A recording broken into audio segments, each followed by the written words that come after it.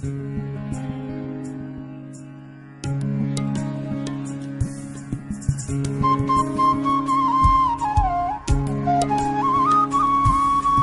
एक गहरा कुआं हूं इस जमीन पर, बेशुमार लड़के लड़कियों के लिए कि उनकी प्यास बुझाता रहूं। उसकी बेपनाह रहमत उसी तरह जर्रे जर्रे पर बरसती है जैसे कुआं सबकी प्यास बुझाता है। इतनी सी कहानी है मेरी, ज़ैनुल आबिदीन और आशी अम्मा के बेटे की कहानी। उस लड़के की कहानी जो अखबारें बेचकर अपने भाई की मदद करता था। उस शागिर्द की कहानी जिसकी परवरिश शिव सुब्रमण्य अय्यर और अय्यदुराई सोलोमन ने की। उस विद्यार्थी की कहानी जिसे पंडले मास्टर ने तालीम दी, MGK मेनन और प्रोफेसर साराभाई ने इंजीनियर की पहचान दी, जो नाकामियों और मुश्किलों में पलकर साइंसदान बना। और उस रहनुमा की कहानी जिसके साथ चलने वाले बेशुमार काबिल और हुनरमंद लोगों की टीम थी।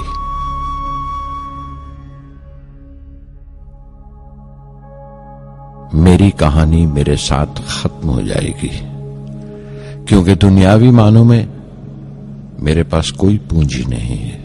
मैंने कुछ हासिल नहीं किया, जमा नहीं किया, मेरे पास कुछ नहीं और कोई नहीं, न बेटा न बेटी न परिवार। मैं दूसरों के लिए मिसाल नहीं बनना चाहता, लेकिन शायद कुछ पढ़ने वालों को प्रेरणा मिले कि अंतिम सुख रूह और आत्मा की तस्कीन है। खुदा की रहमत उनकी वरासत है। मेरे परदादा अबुल, मेरे दादा फकीर और मेरे वालिद ज़ैनुल आबिदीन का खानदानी सिलसिला अब्दुल कलाम पर खत्म हो जाएगा, लेकिन खुदा की रहमत कभी खत्म नहीं होगी, क्योंकि वो अमर है, लाफानी है। पूर्णमद पूर्णमिदं पूर्णात् पूर्णमुदच्यते पूर्णस्य पूर्णमादाय पूर्णमेवावशिष्यते।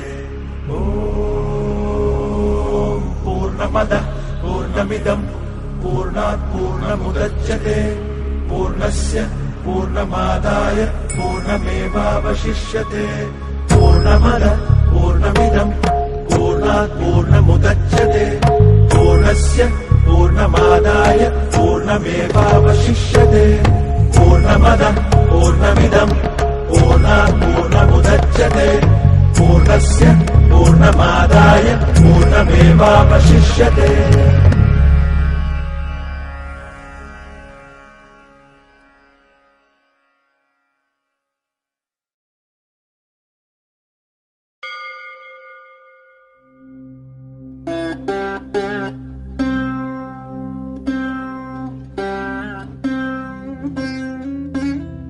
मैं शहर रामेश्वरम के एक मिडिल क्लास तमिल खानदान में पैदा हुआ। मेरे अब्बा ज़ैनुल आबिदीन के पास न तालीम थी न दौलत, लेकिन इन मजबूरियों के बावजूद एक दानाई थी उनके पास और हौसला था। और मेरी मां जैसी मददगार थी आशी अम्मा। उनकी कई औलादों में एक मैं भी था, बुलंद कामत माँ बाप का एक छोटे से कद वाला मामूली शक्ल सूरत का लड़का। अपने पुश्तैनी मकान में रहते थे हम, जो कभी 19वीं सदी में बना था। काफी वसी और पक्का मकान था रामेश्वरम की मस्जिद स्ट्रीट में। मेरे अब्बा हर तरह के ऐशो आराम से दूर रहते थे, मगर जरूरियात की तमाम चीजें मुयस्सर थीं। सच तो यह है कि मेरा बचपन बड़ा महफूज था, मादी तौर पर भी और जज्बाती तौर पर भी, मटीरियली एंड इमोशनली।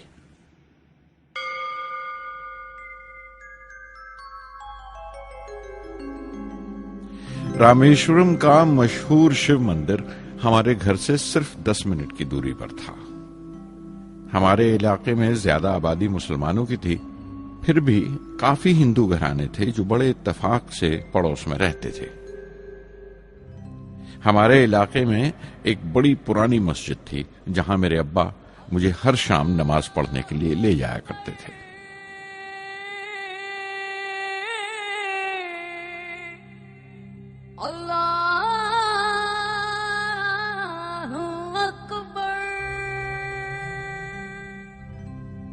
रामेश्वरम मंदिर के बड़े पुरोहित पक्षी लक्ष्मण शास्त्री मेरे अब्बा के पक्के दोस्त थे। मेरी बचपन की यादों में आंकी हुई एक याद ये भी थी कि अपने अपने रवायती लिबास में बैठे हुए वो दोनों कैसे रूहानी मसलों पर देर देर तक बातें करते रहते थे।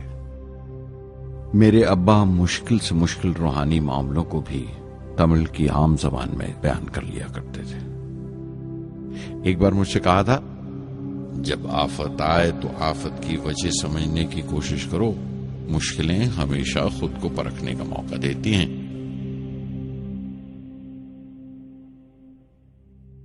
मैंने हमेशा अपनी साइंस और टेक्नोलॉजी में अब्बा के असूलों पर चलने की कोशिश की है।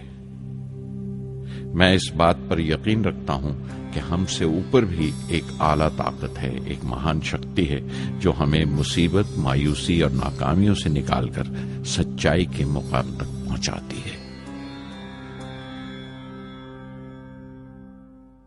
मैं करीब 6 बरस का था जब अब्बा ने एक लकड़ी की कश्ती बनाने का फैसला किया, जिसमें वो यात्रियों को रामेश्वरम से धनुषकोडी का दौरा करा सकें, ले जाएं और वापस ले आएं। वो समंदर के साहिल पर लकड़ियां बिछाकर कश्ती का काम किया करते थे, एक और हमारे रिश्तेदार के साथ, अहमद जलालुद्दीन। बाद में उनका निकाह मेरी आपा जोहरा के साथ हुआ। अहमद जलालुद्दीन हालांकि मुझसे 15 साल बड़े थे, फिर भी हमारी दोस्ती आपस में जम गई थी। हम दोनों हर शाम लंबी सैर को निकल जाया करते थे।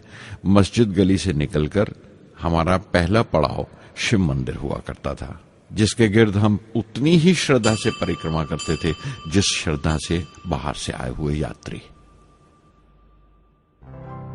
जलालुद्दीन ज्यादा पढ़ लिख नहीं सके उनके घर के हालात की वजह से, लेकिन मैं जिस जमाने की बात कर रहा हूं, उन दिनों हमारे इलाके में सिर्फ वही एक शख्स था जो अंग्रेजी लिखना जानता था। जलालुद्दीन हमेशा तालीम याफ्ता पढ़े लिखे लोगों के बारे में बातें करते थे, साइंस की इजाद, मेडिसिन और उस वक्त के लिटरेचर का जिक्र किया करते थे। एक और शख्स जिसने बचपन में मुझे बहुत मुतासिर किया वो मेरा कजन था, मेरा चचेरा भाई शमसुद्दीन। उसके पास रामेश्वरम में अखबारों का ठेका था और सब काम अकेले ही किया करता था। हर सुबह अखबार रामेश्वरम रेलवे स्टेशन पर ट्रेन से पहुंचता था। सन 1939 में दूसरी आलमगीर जंग शुरू हुई, द सेकेंड वर्ल्ड वॉर। उस वक्त मैं 8 साल का था। हिंदुस्तान को इत्तेहादी फौजों के साथ शामिल होना पड़ा और एक इमरजेंसी के से हालात पैदा हो गए थे। सबसे पहली दुर्घटना यह हुई कि रामेश्वरम स्टेशन पर आने वाली ट्रेन का रुकना कैंसिल कर दिया गया और अखबारों का गट्ठा अब रामेश्वरम और धनुषकोडी के बीच से गुजरने वाली सड़क पर चलती ट्रेन से फेंक दिया जाता। शमसुद्दीन को मजबूरन एक मददगार रखना पड़ा जो अखबारों के गट्ठे सड़क से जमा कर सके। वो मौका मुझे मिला और शमसुद्दीन मेरी पहली आमदनी की वजह बना। हर बच्चा जो पैदा होता है वो कुछ समाजी और आर्थिक हालात से जरूर असरअंदाज होता है और कुछ अपने जज्बाती माहौल से भी। उसी तरह उसकी तरबियत होती है। मुझे दयानतदारी और सेल्फ डिसिप्लिन अपने अब्बा से विरासत में मिला था और मां से अच्छाई पर यकीन करना और रहमदिली। लेकिन जलालुद्दीन और शमसुद्दीन की सोहबत से जो असर मुझ पर पड़ा, उससे सिर्फ मेरा बचपन ही महज अलग नहीं हुआ, बल्कि आइंदा जिंदगी पर भी उसका बहुत बड़ा असर पड़ा।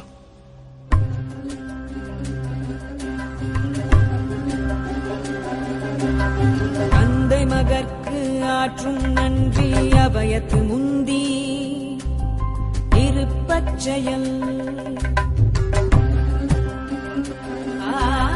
தந்தை மகற்கு ஆற்றும் நன்றி அபயத்து முந்தி இருப்பச்செயல். இருப்பச்செயல்.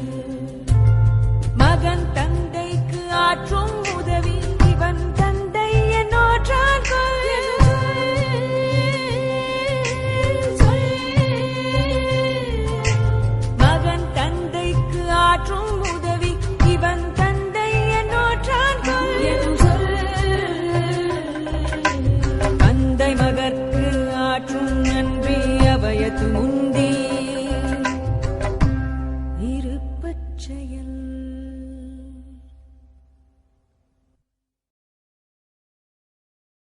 फिर जंग खत्म हो गई और हिंदुस्तान की आजादी बिल्कुल यकीनी हो गई। मैंने अब्बा से रामेश्वरम छोड़ने की इजाजत चाही। मैं डिस्ट्रिक्ट हेडक्वार्टर्स रामनाथपुरम जाकर पढ़ना चाहता था। शमसुद्दीन और जलालुद्दीन मेरे साथ रामनाथपुरम तक गए मुझे श्वार्ट्ज हाई स्कूल में दाखिल कराने के लिए। जाने क्यों वो नया माहौल मुझे रास नहीं आया। रामनाथपुरम बड़ा मसरूफ शहर था और करीब 50,000 की आबादी थी, लेकिन रामेश्वरम का सुकून और इत्मीनान कहीं नहीं था। घर बहुत याद आता था और घर लौटने का कोई मौका मैं छोड़ता नहीं था।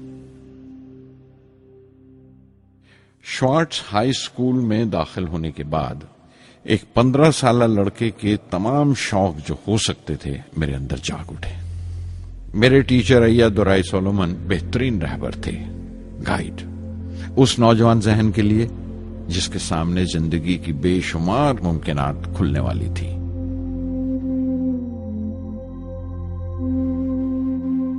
रामनाथपुरम के उस अरसे क़याम में उनसे मेरा रिश्ता उस्ताद शागिर्द या गुरु शिष्य से भी आगे निकल गया।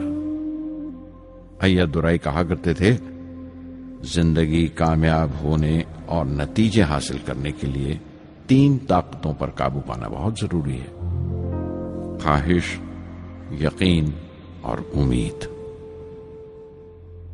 अय्यादुराई सोलोमन, जो बाद में रेवरेंड हो गए, कहा करते थे, इससे पहले कि मैं चाहूं कुछ हो जाए, ये जरूरी है कि मेरे अंदर उसकी पूरी शिद्दत से ख्वाहिश हो और यकीन हो कि वो होगा। मैं अपनी जिंदगी से अगर मिसाल दूं तो मुझे बचपन से ही आसमान के इसरार और परिंदों की परवाज हमेशा हैरान करती थी, फैसिनेट करती थी। समंदर में कूंजों और बगलों को ऊंची उड़ाने लगाते देखता था तो उड़ने को जी करता था। मैं एक सादा लोग गांव ही का लड़का तो था, लेकिन मुझे यकीन था कि एक दिन मैं जरूर उन कूंजों की तरह बुलंद उड़ाने लगाऊंगा, बुलंदी पर परवाज करूंगा। और हकीकत यह है कि रामेश्वरम से उड़ने वाला मैं पहला लड़का था।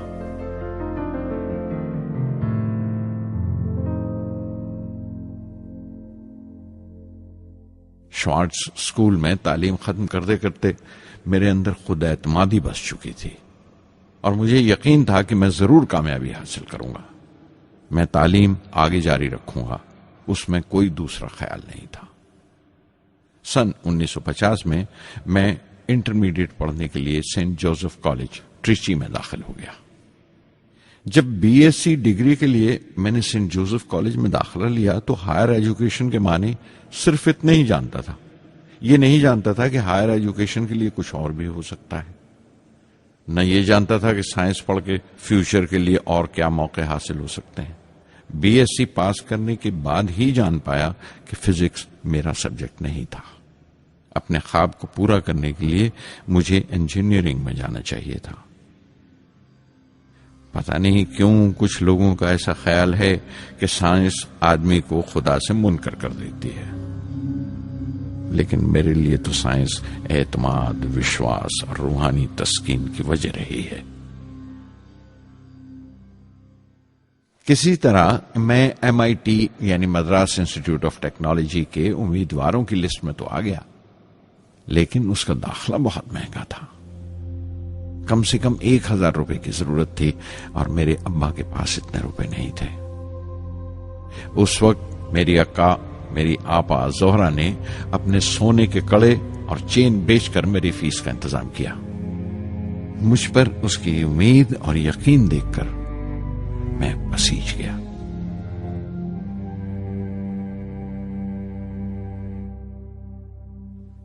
MIT में सबसे ज्यादा मजा आया। वहां 2 हवाई जहाज रखे देखकर जो उड़ान से बरी कर दिए गए थे, मुझे उनकी तरफ एक अजीब सा खिंचाव महसूस होता था।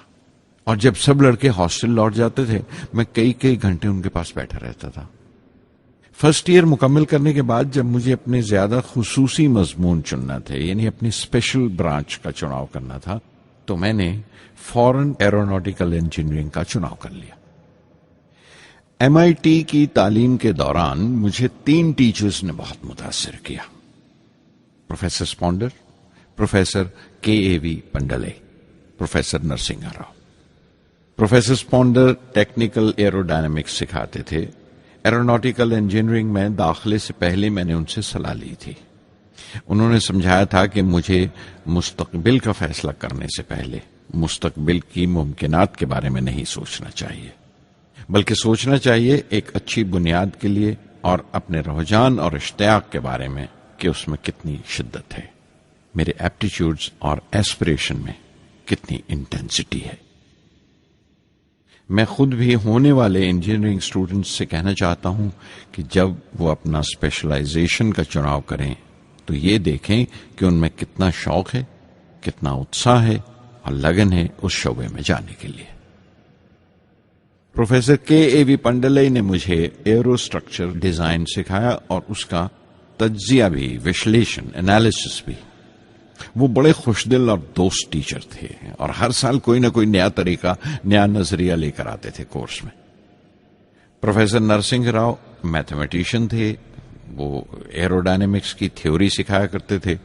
उनकी क्लास में दाखिल होकर मुझे मैथमेटिकल फिजिक्स बाकी तमाम सब्जेक्ट्स से ज्यादा अच्छा लगने लगा। साध संगी हरि हरि नाम चित्तारा चित्तारा,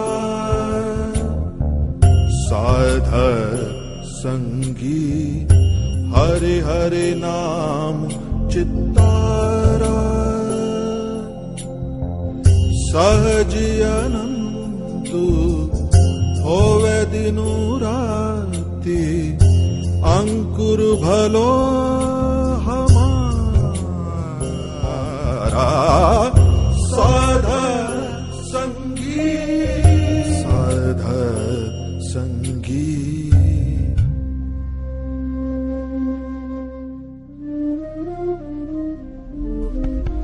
गुरुपुरा भेटियो बड़ भागी, गुरुपुरा भेटियो बड़ भागी, जाको अंतु न पारावारा, अंतु न पारावारा, नानक सरनी कही स्वामी की, पुनः पुनः नमस्कार, साध संगी साध संगी।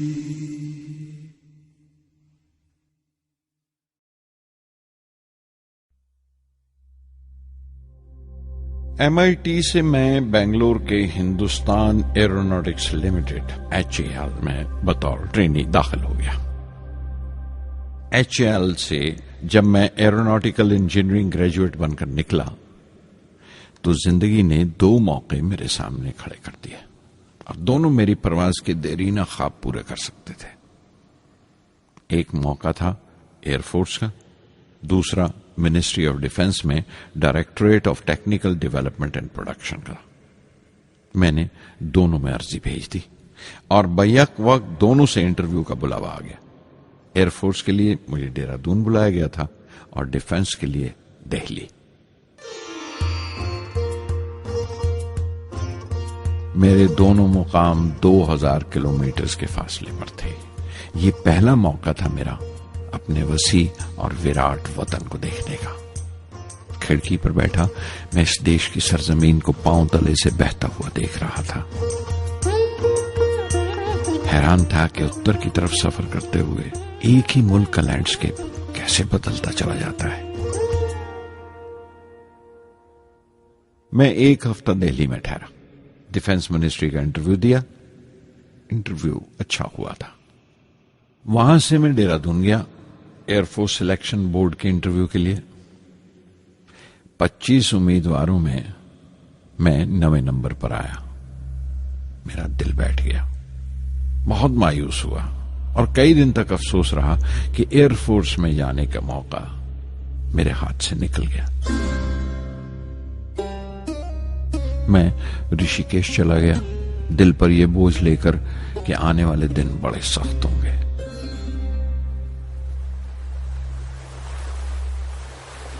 गंगा में स्नान किया और फिर चलता हुआ पास की पहाड़ी पर शिवानंद आश्रम तक पहुंच गया। स्वामी शिवानंद से भेंट हुए। देखने में बिल्कुल गौतम बुद्ध लगते थे, सफेद दूधिया धोती और पांव में लकड़ी की खड़ाऊ। उनकी बच्चों सी मासूम मुस्कान और सादा दिली देखकर बहुत प्रभावित हुआ मैंने बताया उन्हें कैसे मैं इंडियन एयरफोर्स में भर्ती होने से रह गया और मेरी कितनी शदीद ख्वाहिश थी आसमानों में उड़ने की, परवास करने की। वो मुस्कुरा दिए और बोले, ख्वाहिश अगर दिलो जान से निकली हो, वो पवित्र हो और उसमें शिद्दत हो, तो उसमें कमाल की एक इलेक्ट्रोमैग्नेटिक एनर्जी होती है, एक बरकी मकनातीसी ताकत होती है। दिमाग जब सोता है तो वो एनर्जी रात की खामोशी में बाहर निकल जाती है और सुबह कायनात ब्रह्मांड से सितारों की गति रफ्तार को अपने साथ समेटकर दिमाग में लौट आती है। इसीलिए जो सोचा है उसकी सृष्टि अवश्य है, वो तख्लीक होगा। तुम विश्वास करो इस अजली बंधन पर, इस वचन पर कि सूरज फिर लौटेगा, बाहर फिर से आएगी। मैं दिल्ली लौट आया, डिफेंस से अपना इंटरव्यू का नतीजा दरियाफ्त किया। जवाब में मुझे अपॉइंटमेंट लेटर थमा दिया गया और अगले दिन से सीनियर साइंटिफिक असिस्टेंट मुकर्रर कर दिया गया, 250 रुपए की माहाना तनख्वाह पर। 3 साल गुजर गए। उन्हीं दिनों बेंगलोर में एरोनॉटिकल डेवलपमेंट एस्टेब्लिशमेंट ADE का एक नया महकमा खुला और मुझे वहां पोस्ट कर दिया गया। बेंगलोर कानपुर से बिल्कुल मुख्तलिफ शहर था। मैं अपने डायरेक्टोरेट की पोस्टिंग का पहला साल वहां गुजार चुका था। दरअसल हमारे देश में ये एक अजीब तरीका है, एक अजीब सा ढंग है अपने लोगों को हद दर्जा तक निचोड़ लेने का, जो हमारे लोगों को इंतहा पसंद बना देता है। शायद इसलिए कि सदियों इस देश ने गैर मुल्की तहजीबों के जख्म भी खाए हैं और उन्हें अपने दामन में जगह भी दी है। अलग अलग हुक्मरानों से वफा करते करते हम अपनी हैसियत, अपनी यकताई खो बैठे हैं। बल्कि हमने एक और ही किस्म की खूबी पैदा कर ली है कि एक ही वक्त में रहम दिल भी हैं और बेरहम भी, हसास भी हैं और बेहिस भी। जितने गहरे हैं उतने ही सतही। ऊपर से देखो तो हम बड़े खुश रंग और खूबरू नजर आते हैं, लेकिन कोई गौर से देखे तो अपने हुक्मरानों की एक बेढब नकल से ज्यादा कुछ नहीं है। मैंने कानपुर में कल्ले में दबाए हुए पान वाले नवाब वाजिद अली शाह के नकलची बहुत देखे और बेंगलोर में फिरंगियों के अंदाज में कुत्ते की जंजीर थामे टहलते हुए साहिबों की कमी नहीं थी। बेंगलोर में रहकर मैं रामेश्वरम की सुकून और गहरे शांत वातावरण के लिए तरसता था।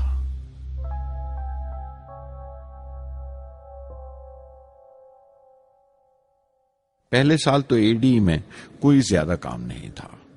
एक प्रोजेक्ट टीम बनाई थी कि 3 सालों में एक स्वदेशी हॉवरक्राफ्ट तैयार करें और वो वक्त से पहले तैयार हो गया। नंदी उसका नाम रखा गया, शिव की सवारी के आधार पर। उसका डिजाइन हमारी उम्मीद से ज्यादा अच्छा था, लेकिन मैं सख्त मायूस हुआ जब आपसी कंट्रोवर्सीज की बिना पर सारा प्रोजेक्ट बालाए ताक रख दिया गया, बंद कर दिया गया।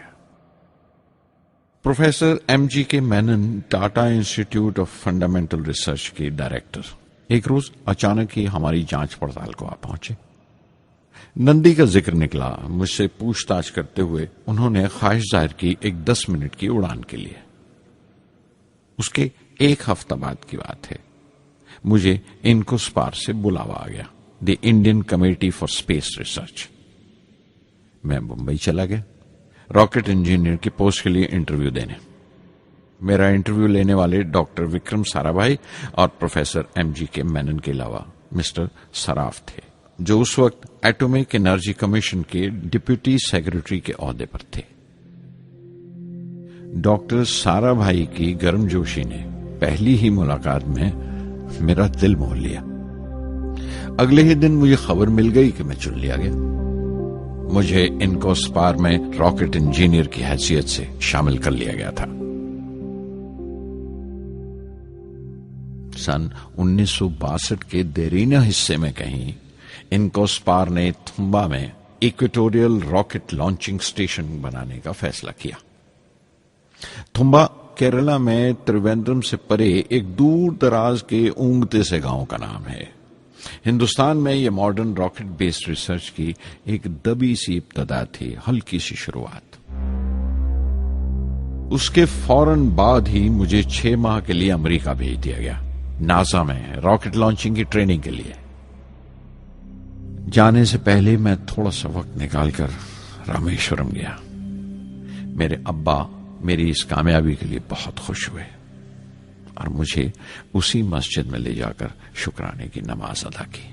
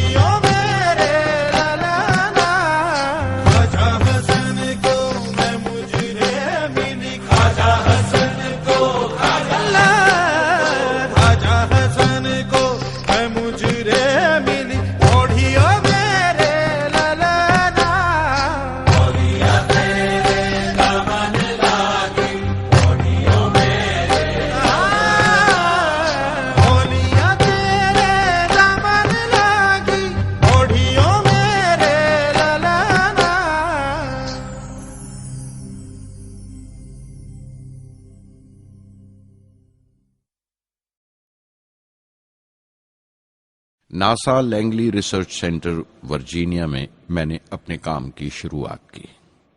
बाद में Goddard space flight centre Maryland चला गया। मैं अपना इंप्रेशंस अमेरिकन्स के बारे में बेंजामिन फ्रैंकलिन के इस जुमले से बयान कर सकता हूं, जिन बातों से तकलीफ होती है उनसे तालीम भी मिलती है। हिंदुस्तानी तंजीमों में, यहां की ऑर्गेनाइजेशंस में एक बड़ी मुश्किल है। जो ऊपर हैं वो बड़े मगरूर हैं, अपने से छोटों की, जूनियर्स और सबऑर्डिनेट्स की राय लेना अपनी हतक समझते हैं। कोई शख्स भी अपनी खूबी दिखा नहीं सकता अगर आप उसे मलामत ही करते रहें। उसूल और पाबंदी, पाबंदी और सख्ती, सख्ती और जुल्म के बीच की लाइन बड़ी महीन है, बारीक है, उसकी पहचान बहुत जरूरी है। मैं जैसे ही नासा से लौटा, फौरन बाद हिंदुस्तान का पहला रॉकेट लॉन्च वाक़या हुआ, 21 नवंबर सन 1963। वो साउंडिंग रॉकेट था, नाम नाइकी अपैची। नाइकी अपैची की कामयाबी के बाद प्रोफेसर साराभाई ने अपनी आरजू, अपने एक ख्वाब का इजहार किया, एक Indian satellite launch vehicle ISLV का सपना। हिंदुस्तानी रॉकेट का ख्वाब 20वीं सदी में एक तरह से 18वीं सदी का ख्वाब भी कहला सकता है, जो टीपू सुल्तान ने देखा था। टीपू सुल्तान की फौज में 27 ब्रिगेड थे जो खुशून कहलाते थे, और हर एक ब्रिगेड में एक दस्ता था रॉकेटमैन का जो साथ रहा करता था और जुर्क्स कहलाता था। जब टीपू सुल्तान मारा गया तो अंग्रेजों ने 700 रॉकेट्स और 900 रॉकेट के सब सिस्टम्स बरामद किए 1799 में तिरुकन्नाहल्ली की जंग के बाद।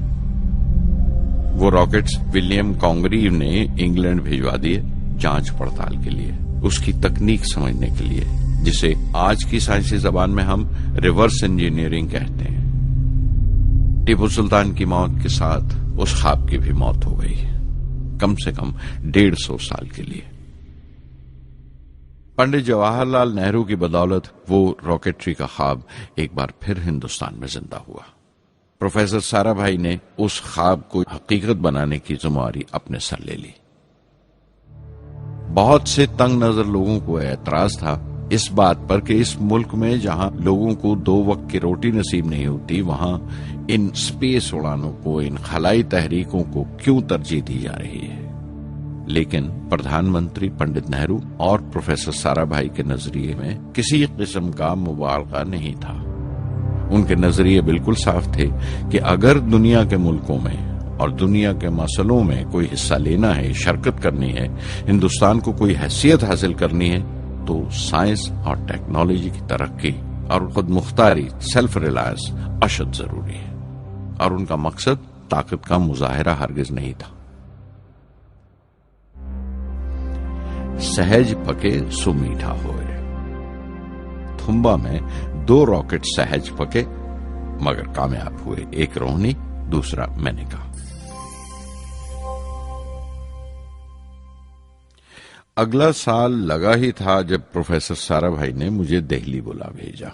एक मीटिंग थी और मीटिंग में ग्रुप कैप्टन वीएस नारायणन से मेरा तारुफ कराया गया, जो एयर हेडक्वार्टर्स से थे। प्रोफेसर साराभाई ने रेटो तैयार करने का इरादा जाहिर किया, rocket assisted take off system, एक मिलिट्री एयरक्राफ्ट जो रॉकेट की मदद से उड़ाया जा सके बड़ी छोटी सी जगह में। शाम तक यह खबर भी आम हो गई कि हिंदुस्तान एक खुद साख्ता मिलिट्री एयरक्राफ्ट तैयार कर रहा है और मैं उस प्रोजेक्ट का मुख्तार हूं, जिम्मेदार हूं। मैं कई तरह के जज्बात से भर गया, खुश भी था, शुक्रगुजार भी, खुशकिस्मत भी, और एक एहसास हुआ तकमील का, फुलफिलमेंट का। 19वीं सदी के एक शायर की ये सतरें बहुत याद आई। हर दिन के लिए तैयार रहो, हर दिन को एक तरह ही मिलो।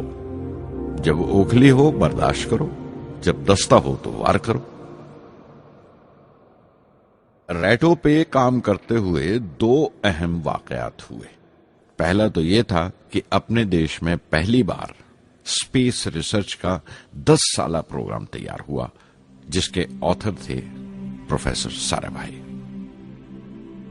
मेरे लिए वो एक ऐसा रूमानी मैनिफेस्टो था जैसे स्पेस से इश्क करने वाले किसी शायर की रूमानी नज्म हो, जैसे कोई अपने देश के आसमान से इश्क करने लगा हो। और दूसरा वाकया मिनिस्ट्री ऑफ डिफेंस में मिसाइल पैनल का तैयार होना। नारायणन और मैं, हम दोनों उस पैनल के मेंबर थे। उस वक्त तक भविष्य की आने वाली SLV सैटेलाइट लॉन्च व्हीकल का नाक नक्शा भी तैयार हो चुका था। प्रोफेसर साराभाई अपने देरीना ख्वाब को ताबीर देने के लिए कुछ और साथियों का चुनाव कर चुके थे। मैं खुद को खुशकिस्मत समझता हूं कि मुझे उस प्रोजेक्ट का लीडर चुना गया। उस पर प्रोफेसर साराभाई ने मुझे एक और जिम्मेदारी भी सौंपी कि लॉन्च की 4थी स्टेज मैं ही डिजाइन करूं। यह मामूल था, मेरा आदत थी कि हर मिसाइल पैनल की मीटिंग के बाद मैं जाकर प्रोफेसर साराभाई को पूरी तफसील, पूरी रिपोर्ट देता था।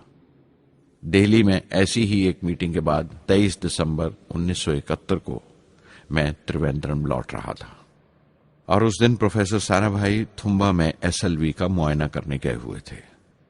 दिल्ली एयरपोर्ट के लाउंज से मैंने उन्हें फोन किया, पैनल मीटिंग की तफसील बताई। प्रोफेसर साराभाई ने मुझे कहा कि मैं त्रिवेंद्रम एयरपोर्ट पर उनका इंतजार करूं। मैं जब त्रिवेंद्रम पहुंचा तो फिजा में एक मातम बिछा हुआ था। मुझे खबर दी गई कि प्रोफेसर साराभाई नहीं रहे। चंद घंटे पहले दिल का दौरा पड़ने से उनका इंतकाल हो गया। मैं थर्रा के रह गया। चंद घंटे पहले ही तो मैंने उनसे बात की थी। मेरे लिए वो बहुत बड़ा सदमा था। प्रोफेसर साराभाई मेरी नजर में इंडियन साइंस के राष्ट्रपिता हैं, जैसे राष्ट्र के पिता महात्मा गांधी हैं। उन्होंने अपनी टीम से रहनुमा पैदा किए और खुद अपने अमल से उनके लिए मिसाल साबित हुए।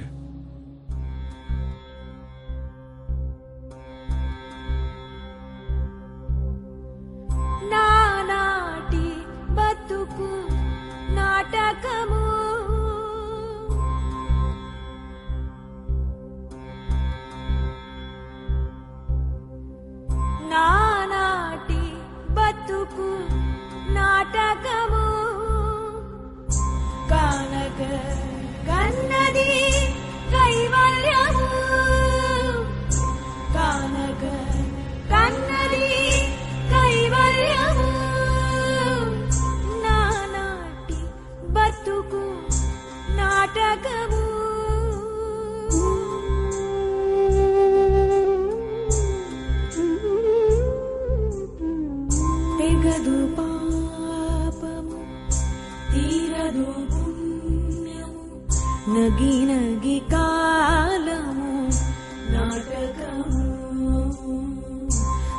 తీరదు పాపము తీరదు పుణ్యము నగి నగి కాలము నాటకము యగువన శ్రీ వెంకటేశ్వరుడేరికే యగువన శ్రీ వెంకటేశ్వరుడేరికే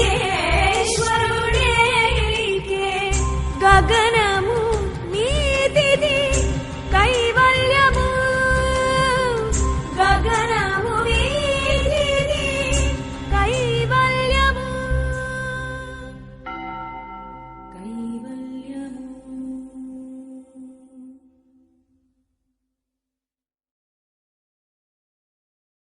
कुछ अरसा प्रोफेसर एमजी के मेनन ने स्पेस रिसर्च का काम संभाला. बिलाखिर प्रोफेसर सतीश धवन को Indian space research organisation ISRO की जिम्मेदारी सौंप दी गई. तुम्बा का पूरा कॉम्प्लेक्स एक बड़े पैमाने पर स्पेस सेंटर बना दिया गया और Vikram Sarabhai space centre VSSC का नाम दिया गया. जिसने वो सेंटर कायम किया था उसी के नाम से उस जगह की श्रद्धांजलि पेश की गई. मशहूर मेटलर्जिस्ट डॉक्टर ब्रह्म प्रकाश VSSC के पहले डायरेक्टर मुकर्रर हुए. कोई भी शख्स अपनी जिम्मेवारी में तभी कामयाब हो सकता है अगर वो बारसूख हो, मोतबर हो और अपने फैसलों के लिए उसे सही हद तक आजादी हो. शायद निजी जिंदगी में भी तसल्ली का यही एक रास्ता है. आजादी और जिम्मेवारी एक साथ हो तभी वो तस्कीन और खुशी का बायस हो सकती है. और जाती आजादी हासिल करने के लिए मैं 2 रास्ते तजवीज कर सकता था जो मैंने इख्तियार किए. पहला तो यह कि अपनी तालीम और तरबियत को बढ़ावा दो. इल्म, नॉलेज बड़ा कारआमद हथियार है, बहुत काम आता है. इल्म जितना ज्यादा होगा उतनी ज्यादा आजादी के हकदार होगे. इल्म वो पूंजी है जो कोई छीन नहीं सकता. टीम की रहनुमाई तभी मुमकिन है अगर आपकी जानकारी मुकम्मल हो, अप टू डेट हो. कामयाब रहनुमा बनने के लिए जरूरी है कि दिन का काम जब खत्म हो आप पिछले काम का जायजा लें, अगले दिन के काम की तैयारी करें. दूसरा तरीका यह है कि अपने काम को अपना फख्र समझें, गर्व समझें और जरूरी है कि अपने अंदर की शक्ति की सही जानकारी हो. जो करो उस पर यकीन रखो या जिस पर यकीन हो वही करो, वरना दूसरों के ईमान का शिकार बनते रहोगे.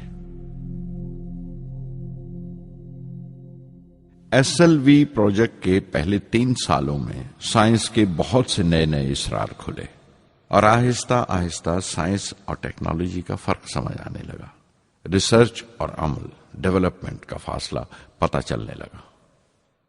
किसी भी इजाद में गलतियां होना लाजमी है, लेकिन हर गलती कामयाबी की तरफ एक और कदम उठाती है, एक और सीढ़ी बन जाती है. किसी भी तख्लीक की तरह SLV-3 की तख्लीक भी कई दर्दनाक लम्हों से गुजरी.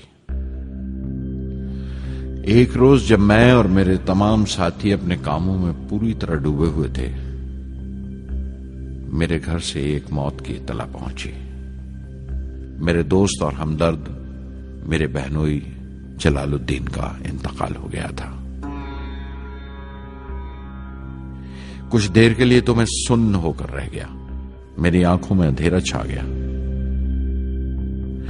थोड़ी देर बाद जब अपने चौगिरदे का एहसास हुआ तो महसूस किया जैसे मेरी हस्ती का एक हिस्सा मर गया था. रात की रात बसों में सफर करता हुआ अगली सुबह मैं रामेश्वरम पहुंचा. जोहरा को क्या तसल्ली देता और क्या सब्र देता अपनी भांजी महबूबा को जो रो रो कर हलकान हो रही थी. मेरी आंखों के सोते पहले ही सूख चुके थे. थुम्बा लौटकर बहुत दिनों तक सारा कामकाज, सारी मसरूफियत बेमानी लगने लगी.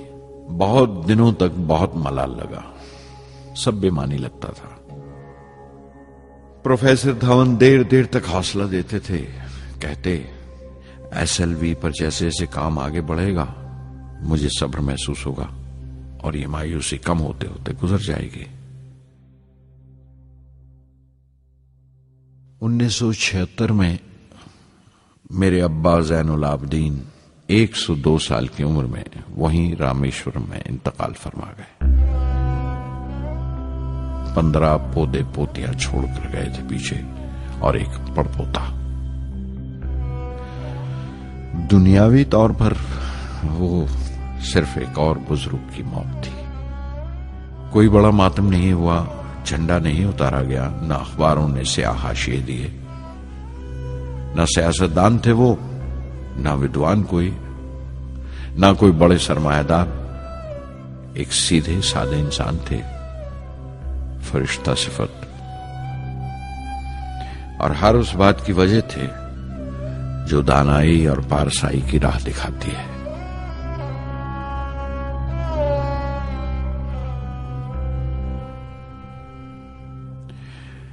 मैं बहुत देर तक अपनी मां के पास बैठा रहा, चुपचाप।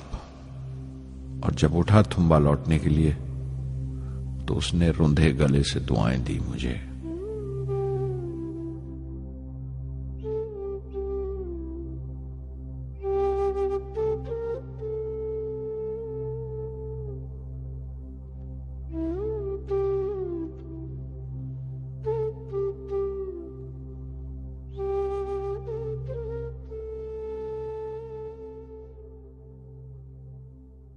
SLV-3 अपोजी रॉकेट जो फ्रांस से उड़ाई जाने वाली थी, अचानक कुछ मुश्किलों का शिकार हो गई।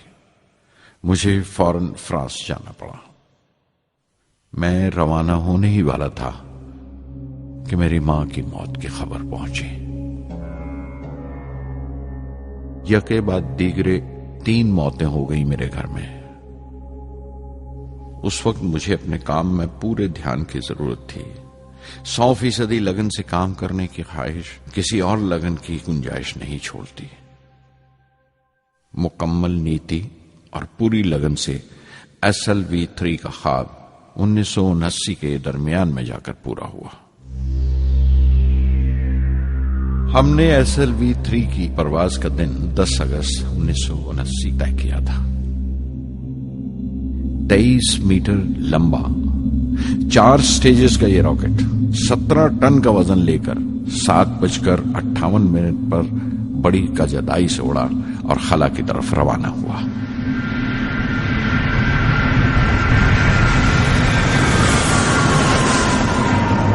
पहली स्टेज हर तरह से पुख्ता निकली और बड़े आराम से रॉकेट दूसरी स्टेज में दाखिल हो गया।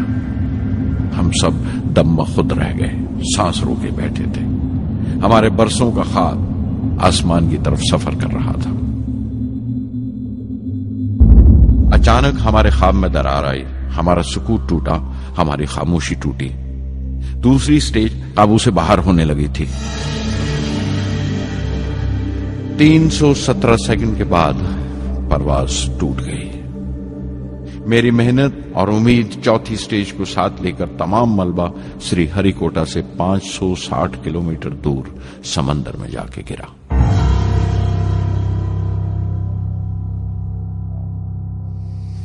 इस हादसे से हम सबको सख्त सदमा पहुंचा। मैं गम और गुस्से से भर गया, नुचड़ गया, बिल्कुल जिस्मानी तौर पर भी और जहनी तौर पर भी। मैं सीधा अपने कमरे में गया और बिस्तर में धंस गया।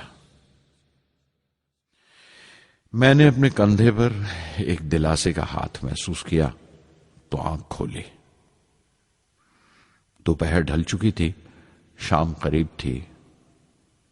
डॉक्टर ब्रह्म प्रकाश मेरे सराहने बैठे थे। उनकी इस हमदर्दी ने छू लिया मुझे। मैं उदास था, मायूस था, लेकिन अकेला नहीं।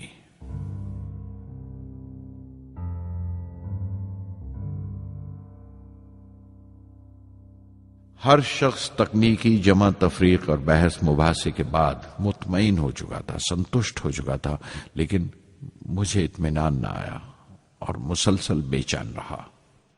मैं बेसाख्ता खड़ा हो गया और एतराफ किया प्रोफेसर धवन के सामने, सर, मेरे साथियों को नाकामयाबी की वजह दरियाफ्त हो जाने से इत्मीनान हो गया, लेकिन मैं उसे काफी नहीं समझता।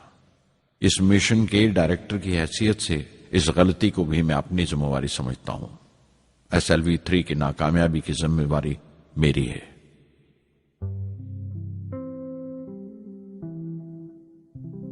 साइंस का काम कमाल दर्जा उत्साह भी देता है, खुशी भी और उतनी ही गहरी मायूसी भी।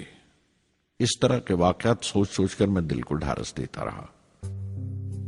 यह ख्याल कि इंसान चांद पर उतर सकता है सबसे पहले एक रूसी साइंटिस्ट ने सोचा था।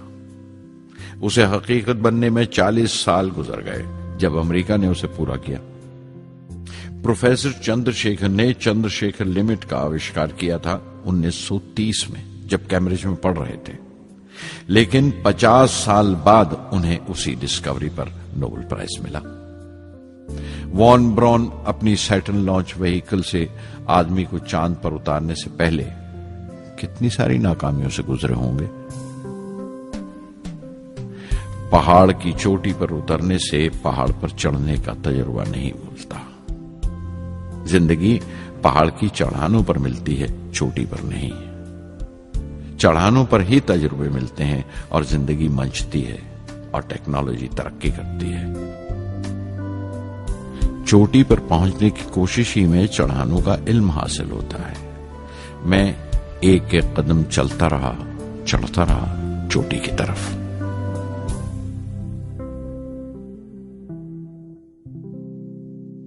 SLV-3 की उड़ान से 30 घंटा पहले 17 जुलाई 1980 के दिन अखबारों की सुर्खियां तरह तरह की राय और अंदाजों से भरी हुई थी। ज्यादातर रिपोर्टर्स ने पहली SLV की उड़ान याद दिलाई थी कि किस तरह वो रॉकेट फेल हो गया था और उसका मलबा समंदर में जाकर गिरा था। कुछ लोगों ने तो देश की दूसरी खामियों का जिक्र करते हुए भी उसे SLV-3 से जोड़ दिया था। मैं जानता था कि अगले दिन का नतीजा हमारे फ्यूचर के स्पेस प्रोग्राम का फैसला करने वाला है। मुख्तसर ये कि सारी कौम की नजरें हम पर गड़ी हुई थीं। 18 जुलाई 1980 सुबह 8:03 पर हिंदुस्तान का पहला सैटेलाइट लॉन्च व्हीकल उड़ा।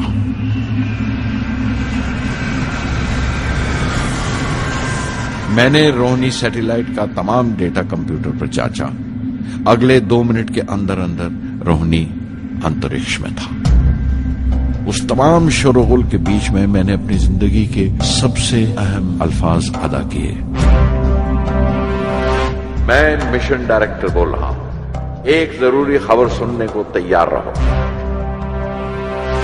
चौथी स्टेज कामयाबी के साथ रोहिणी सैटेलाइट को लेकर अंतरिक्ष में दाखिल कर रही है। मैं ब्लॉक से बाहर आया तो मेरे साथियों ने मुझे कंधों पर उठा लिया और नारे लगाते हुए जुलूस निकाला। सारी कौम में एक जोश की लहर दौड़ गई। हिंदुस्तान उन चंद कौमों में शामिल हो गया था जिनके पास सैटेलाइट लॉन्च की काबिलियत थी। हमारी कौम का एक ख्वाब पूरा हुआ था और हमारे इतिहास का एक नया बाब खुला, एक नया चैप्टर। प्रधानमंत्री इंदिरा गांधी ने मुबारकबाद का तार भेजा और सबसे ज्यादा हिंदुस्तान के साइंसदान खुश थे कि ये पूरी कोशिश स्वदेशी थी, हमारी अपनी थी। मैं कुछ मिले जुले जज्बात से गुजर रहा था। मैं खुश था कि पिछली 2 दहाइयों से जिस कोशिश में था बिलाखिर उसमें कामयाब हुआ। लेकिन उदास था जिन लोगों की बदौलत में यहां पहुंचा था वो लोग मेरे साथ नहीं थे। मेरे अब्बा, मेरे बहनोई जलालुद्दीन और प्रोफेसर साराभाई। SLV-3 की कामयाबी के महीने भर के अंदर ही प्रोफेसर धवन का फोन आया एक दिन और दिल्ली बुलाया प्रधानमंत्री से मिलने के लिए। मेरी एक छोटी सी उलझन थी कपड़ों को लेकर। हमेशा से बड़े आमियाना से कपड़े पहनता हूं और पांव में चप्पल या स्लीपर कह लो। प्रधानमंत्री को मिलने जैसा वो लिबास नहीं था, मेरे लिए नहीं, उनके एहतराम के लिए।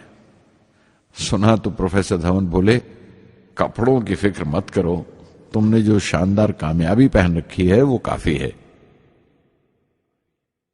रिपब्लिक डे 1981 मेरे लिए एक बड़ी खुशखबरी लेकर आया कि मुझे पद्म भूषण से नवाजा गया है। मैंने अपने कमरे को बिस्मिल्लाह खां की शहनाई से भर लिया। शहनाई की गूंज मुझे कहीं और ही ले गई। मैं रामेश्वरम पहुंच गया, मां के गले लगा। अब्बा ने मेरे बालों को उंगलियों से सहलाया और मेरा दोस्त, मेरा रफीक जलालुद्दीन मस्जिद गली में जमा हुए लोगों में मेरे इनाम का ऐलान कर रहा था। मेरी बहन जोहरा ने मीठा बनाया घर में। पक्षी लक्ष्मण शास्त्री ने मेरे माथे पर तिलक लगाया। फादर सोलोमन ने मेरे हाथ में सलीब देकर दुआ पढ़ी और प्रोफेसर सारा भाई को देखा। उनके चेहरे पर मुस्कुराहट थी, फख्र था। जो पौधा वो लगाकर गए थे अब पूरा पेड़ बन चुका था, जिसके फल हिंदुस्तान की आवाम तक पहुंच रहे थे।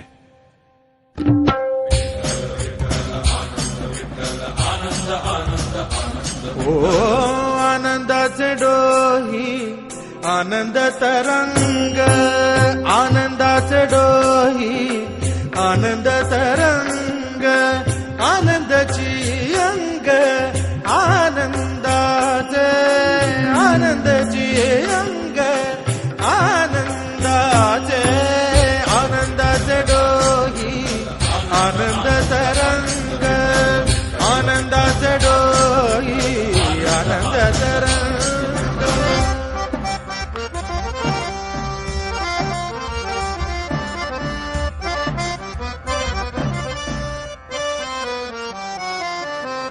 गर्भाचे आवडी मातेचा डोहळा, तेथीचा जिव्हाळा येथे बिंबे।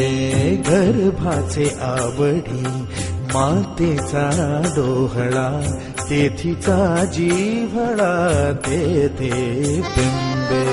तुका म्हणे तैसा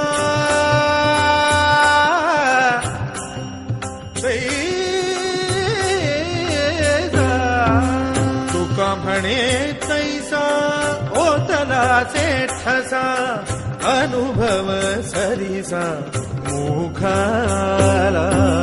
आनंदाचे डोही आनंद तरंग, आनंदाची अंग, आनंदाचे आनंदाचे डोही आनंद तरंग।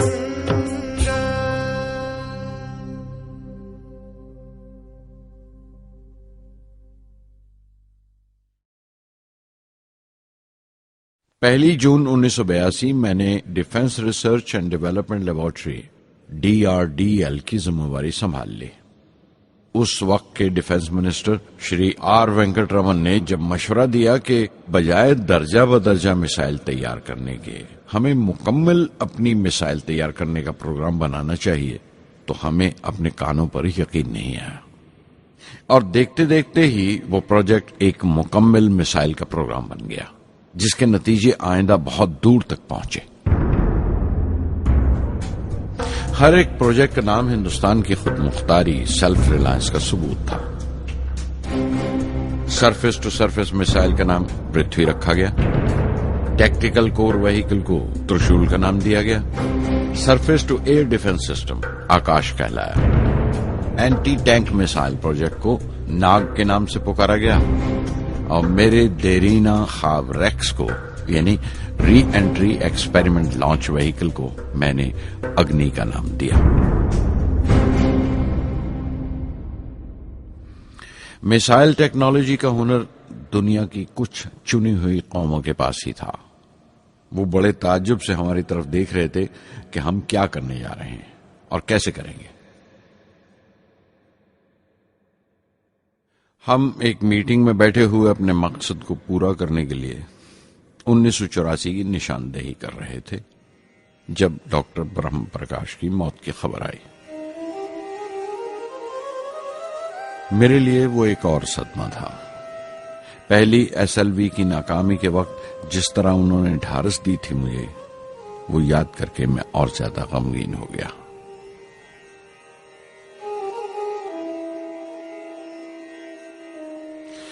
प्रोफेसर सारा भाई अगर VSSC के निर्माता थे, बनाने वाले थे, तो डॉक्टर ब्रह्म प्रकाश उसके आमिल थे, एग्जीक्यूटर थे। उनकी विनम्रता ने मुझे बड़ी हद तक नरम कर दिया। और मैंने अपनी तुंद मिजाजी पर काफी काबू कर लिया। उनकी हलीमी सिर्फ अपनी खूबियों तक ही महदूद नहीं थी, बल्कि अपने से छोटों को इज्जत देना भी उनकी आदत में शामिल था। उनके बर्ताव और सुलूक में ये बात नजर आ जाती थी कि कोई शख्स भी खामियों से खाली नहीं है। यहां तक कि अफसर भी, लीडर भी, रहनुमा भी। वो बहुत बड़े दानिश्वर थे। एक कमजोर से शरीर के अंदर उनमें बच्चों की सी मासूमियत थी। मुझे वो हमेशा साइंसदानों में संत नजर आते थे।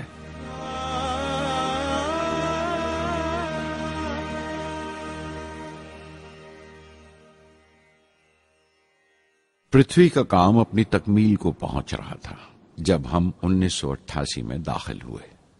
25 फरवरी 1988 सुबह 11:23 पर पृथ्वी की पहली परवाज वाक़ हुई।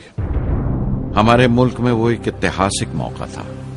पृथ्वी सिर्फ एक सरफेस टू सरफेस मिसाइल ही नहीं, बल्कि आइंदा आने वाली तमाम किस्म की मिसाइल का बुनियादी नक्शा भी था। फ्यूचर का मॉड्यूल था वो। पृथ्वी ने हमारे आस पड़ोस के मुल्कों को दहला दिया। मगरबी यानी वेस्टर्न मुल्कों को पहले तो हैरत हुई, फिर गुस्से का इजहार किया और पाबंदी लगा दी इंडिया के लिए कि वो ऐसी कोई चीज बाहर के मुल्कों से न खरीद सकें जो उनके मिसाइल प्रोग्राम में इस्तेमाल हो सकती हो या काम आ सकती हो। मिसाइल की इजाद में हिंदुस्तान की खुद मुख्तारी ने दुनिया के तमाम तरक्की याफ्ता मुल्कों को परेशान कर दिया। अग्नि की टीम में 500 से ज्यादा साइंसदान शामिल थे। अग्नि की परवाज 20 अप्रैल 1999 तय पाई थी। लॉन्च की तमाम तैयारियां मुकम्मल हो चुकी थीं और हिफाजत के लिए यह फैसला किया गया था कि लॉन्च के वक्त आसपास के तमाम गांव खाली करा दिए जाएं। अखबारात और दूसरी मीडिया ने इस बात को बहुत उछाला। 20 अप्रैल पहुंचते पहुंचते तमाम मुल्क की नजरें हम पर टिकी हुई थीं। दूसरे मुल्कों का दबाव बढ़ रहा था कि हम इस तजुर्बे को मुलतवी कर दें या खारिज कर दें, लेकिन सरकार मजबूत दीवार की तरह हमारे पीछे खड़ी रही और किसी तरह हमें पीछे नहीं हटने दिया। परवाज से सिर्फ 14 सेकंड्स पहले हमें कंप्यूटर ने रुकने का इशारा किया। किसी एक पुर्जे में कोई खामी थी, वो फौरन ठीक कर दी गई, लेकिन उसी वक्त डाउन रेंज स्टेशन ने रुकने का हुक्म दिया। चंद सेकंड्स में कई रुकावटें सामने आ गईं और परवाज मुलतवी कर दी गई। अखबारात ने आस्तीनें चढ़ा ली। हर बयान ने अपनी अपनी तरह की वजूहात निकाल ली। कार्टूनिस्ट सुधीर दार ने एक कार्टून शाया किया जिसमें एक खरीदार कुछ सामान दुकानदार को वापस करते हुए कह रहा था, अग्नि की तरह वो भी नहीं चली। एक कार्टून में दिखाया गया कि साइंसदान कह रहा है, सब ठीक था, स्विच बटन नहीं चला। हिंदुस्तान टाइम्स के कार्टून में एक नेता रिपोर्टर को समझा रहा है, डरने की कोई बात नहीं, ये बड़ी अमन पसंद अहिंसावाद की मिसाइल है, इससे कोई मरेगा नहीं। करीब 10 रोज दिन रात काम चला मिसाइल की दुरुस्ती पर और आखिरकार साइंसदानों ने एक नई तारीख तय की अग्नि की परवाज के लिए। मगर फिर वही हुआ। 10 सेकंड पहले कंप्यूटर ने रुकावट का इशारा किया। पता चला एक पुर्जा काम नहीं कर रहा है। परवाज फिर मुलतवी कर दी गई। ऐसी बात किसी भी साइंसी तजुर्बे में हो जाना आम बात है। गैर मुल्कों में भी बहुत बार होता है, लेकिन उम्मीद से भरी हुई कौम हमारी मुश्किलें समझने को तैयार नहीं थी। हिंदू अखबार में केशव का एक कार्टून छपा जिसमें एक देहाती कुछ नोट गिनते हुए कह रहा था, मिसाइल के वक्त गांव से हट जाने का मुआवजा मिला है। 2-4 बार और ये तजुर्बा मुलतवी हुआ तो मैं पक्का घर बनवा लूंगा। अमोल बटर वालों ने अपने होर्डिंग पर लिखा, अग्नि को ईंधन के लिए हमारे बटर की जरूरत है। अग्नि की मुरम्मत का काम जारी रहा। आखिरकार एक बार फिर 22 मई की तारीख अग्नि की परवाज के लिए तय पाई।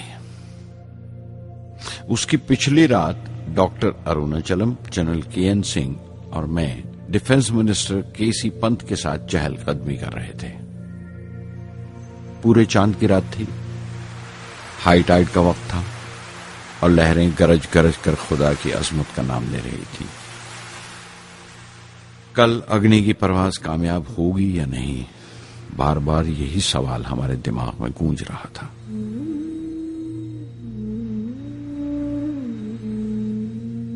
डिफेंस मिनिस्टर ने एक लंबी खामोशी को तोड़ते हुए पूछा, कलाम, कल अग्नि की कामयाबी मनाने के लिए क्या चाहते हो तुम? मैं क्या चाहता था? क्या था जो नहीं था मेरे पास? अपनी खुशी के इजहार के लिए मुझे क्या करना चाहिए? और अचानक मुझे जवाब मिल गया, हम 1 लाख पेड़ों की कोंपले लगाएंगे, मैंने कहा और उनके चेहरे पर रौनक आ गई। तुम अपनी अग्नि के लिए धरती मां का आशीर्वाद चाहते हो, बोले। कल यही होगा, उन्होंने पेशेंगोई की।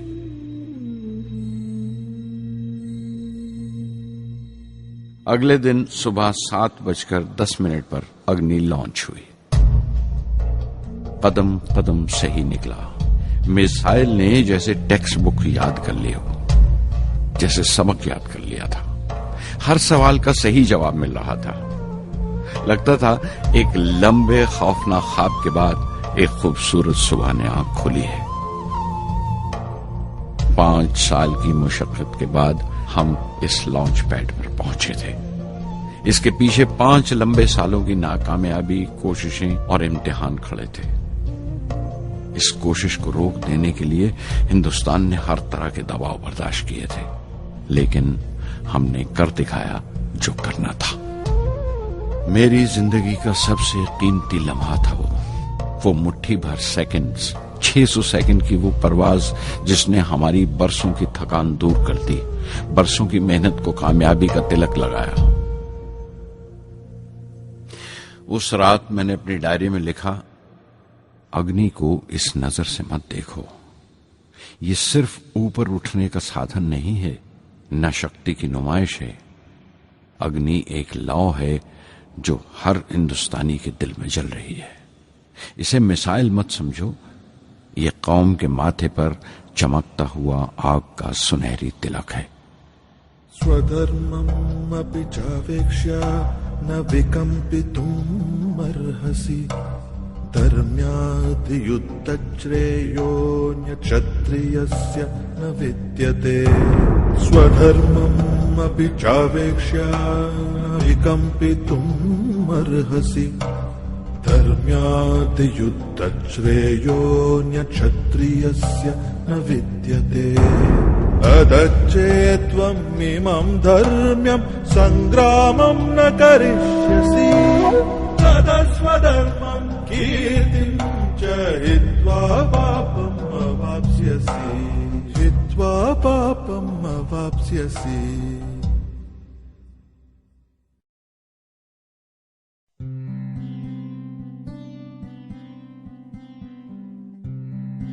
$1990 के रिपब्लिक डे पर देश ने मिसाइल प्रोग्राम की कामयाबी का जश्न मनाया। मुझे पद्म विभूषण से नवाजा गया और डॉक्टर अरुणाचलम को भी। 10 साल पहले पद्म भूषण की यादें एक बार फिर हरी हो गईं। रहन सहन मेरा अब भी वैसा ही था जैसा तब था। 10 बाय 12 का एक कमरा किताबों से भरा हुआ और कुछ जरूरत का फर्नीचर जो किराए पर लिया था। फर्क इतना ही था कि तब यह कमरा त्रिवेंद्रम में था, अब हैदराबाद में। वेटर मेरा नाश्ता लेकर आया, इडली और छाछ और आंखों में एक खामोश मुस्कुराहट, मुबारकबाद की। मैं अपने हमवतनों की इस नवाजिश से छलक गया।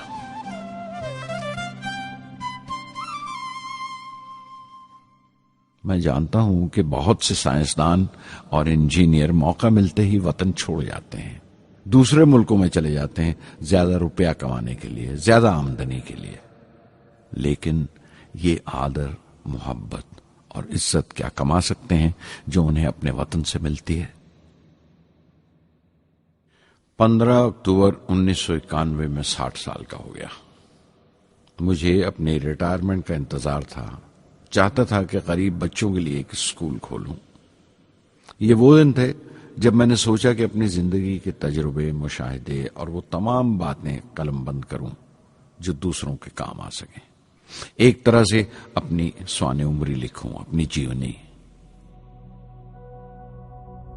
मेरे ख्याल में मेरे वतन के नौजवानों को एक साफ नजरिए और दिशा की जरूरत है। तभी ये इरादा किया कि मैं उन तमाम लोगों का जिक्र करूं जिनकी बदौलत मैं ये बन सका जो मैं हूं। मकसद ये नहीं था कि मैं कुछ बड़े बड़े लोगों के नाम लूं, बल्कि ये कि कोई शख्स कितना भी छोटा क्यों ना हो, उसे हौसला नहीं छोड़ना चाहिए। मसले, मुश्किलें जिंदगी का हिस्सा हैं और तकलीफें कामयाबी की सच्चाइयां हैं। जैसा कहा है किसी ने, खुदा ने यह वादा नहीं किया कि आसमान हमेशा नीला ही रहेगा, जिंदगी भर फूलों से भरी राहें मिलेंगी। खुदा ने यह वादा नहीं किया कि सूरज है तो बादल नहीं होंगे, खुशी है तो गम नहीं, सुकून है तो दर्द नहीं होगा। मुझे ऐसा कोई गुरूर नहीं कि मेरी जिंदगी सबके लिए एक मिसाल बनेगी, मगर यह हो सकता है कि कोई मायूस बच्चा किसी गुमनाम सी जगह पर जो समाज के किसी माजूर हिस्से से ताल्लुक रखता हो, ये पढ़े और उसे चैन मिले। ये पढ़े और उसकी उम्मीद रोशन हो जाए। हो सकता है ये कुछ बच्चों को नाउमीदी से बाहर ले आए और जिसे वो मजबूरी समझते हैं वो मजबूरी ना लगे। उन्हें यकीन रहे कि वो जहां भी हैं खुदा उनके साथ है। काश हर हिंदुस्तानी के दिल में जलती हुई लौ को पर लग जाए और उस लौ की परवाज से सारा आसमान रोशन हो जाए।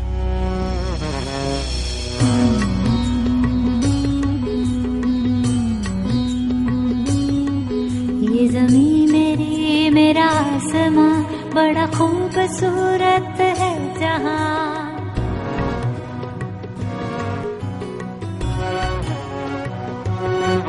ये ज़मीं मेरी, मेरा आसमां, बड़ा खूबसूरत है जहां।